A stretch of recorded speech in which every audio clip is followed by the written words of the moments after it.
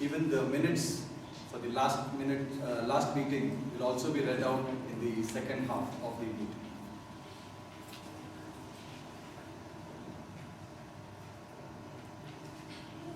But 5 to 7 years back in Kerala, in a place called Alwa, just about 20 to 25 kilometers outside the city limits, there was a huge tract of land which had a backwater swamp. Now, since it was outside the city limits, the municipal authorities decided to dump the city garbage into that place. And every day, truckloads of garbage used to be dumped into that place. Now, as the city's population increased, the tons of garbage that was accumulated all around the city, and there was a huge queue of trucks carrying this garbage to this place day and night. Over a period of time, you can imagine that garbage dumping yard turned into a huge hillock, and you could picture yourself the situation that it had turned out to be. Vultures and birds hovering in the sky looking for carcass. Countless number of stray dogs rummaging the garbage for leftover food of dead animals. Not to speak about the rag pickers and the scavengers who are just scattering those garbage all over the place to find some waste metals or e-waste which they can sell and make some few bucks. Amidst all this worsening situation, you had a set of armchair critics who made a loud noise. Critics they were, criticizing from the comfort of their homes. And there was another set of people, to call the Mango Man or the Aam Aadmi, who suddenly woke up from his sleep, and they went out in protest with carrying big morchas and sitting in dharnas in front of the commissioner's office. But it fell on deaf ears. And there was another set of people who felt strongly that something should be done. Something should be really done by somebody. Not to lag behind, the politicians and the Netajis didn't leave any chance. Come elections, they were on the stage promising people that surely we are not like them. We are going to come up with a definite solution for this, and just see, to vote for us and see what is going to be the result. But nothing happened. And the stench and the kind of health hazard it was turning out to be, it was immense. Now in the neighboring town, there lived a man by the name of John Nelson Arakel.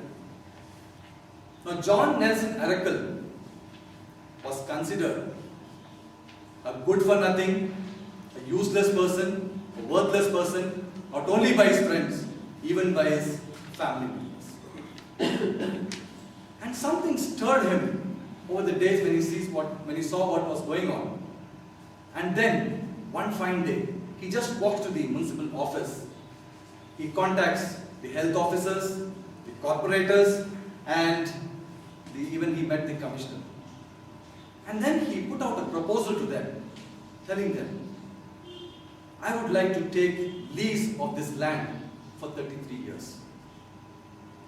There's a provision, can you do me that?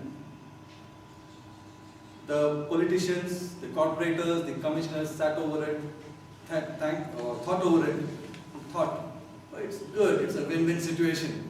At least somebody's come forward, we can get it off our back. And they agreed for the proposal. And now Nelson was not a person who was going to keep quiet.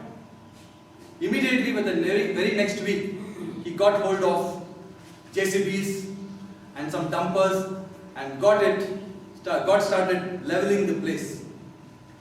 And in the very next few weeks, he He even ordered a few trucks of clean landfills to fill the land and solidify the base. And over a period of time, he came up with a project to build a beautiful shopping mall in that place. Now, on the completion of the project, the place started really looking very beautiful with those glass facades of the building, the flora and the fauna, the artificial waterfronts, and suddenly there was a lot of activity happening. It was buzzing with activity. People thronging there to be there, a part of the activities happening there. And what was noticed, that even the neighboring area started developing. A lot of new projects started mushrooming around the place. And you can imagine, very soon, the real estate price started zooming up. Not to be left out, our friend Nelson Arakel became the most respected person as well as a wealthy millionaire in a very short time. Now you might be wondering why I am telling this story. The reason is, over the years, people have been dumping garbage onto our mind with different kinds of negativity, self-doubt, criticism, and pessimism. What happens is the end result is our self-esteem starts lowering and lowering to such an extent we feel worthless, or we feel that we cannot do a thing, or we cannot take a step in the right direction. But remember, the time to take decision is now. The time to take decision now to fill those garbage with clean fill of hope, faith, and optimism in such a way that every time you cover that garbage with layers of this positivity, very soon you'll find that you are burying this kind of feeling deeper and deeper, and then eventually you'll find yourself that it is not existing at all. And that will help you to bring back your confidence and bring back to look at things in the right direction. Focus on things that which you wanted to. Always it was distracting your mind, but you couldn't focus, but now you can do it. Ladies and gentlemen, I would like to tell one thing. Today, I'm so happy and glad for the Bangalore Toastmasters to showcase 7 such individuals who have taken the courage and who have taken the decision to bury those garbage behind and take this step with the right kind of mental attitude. Because they started believing, I tell you, that Rome was not at all built in one day, nor a sick person can be restored to health with one just sumptuous meal. But by taking the right step, and they have taken the right step in believing that winning is not everything, but the effort to win definitely is. Ladies and gentlemen, I would request all the contestants to just rise, please. Let us give them a big round of applause.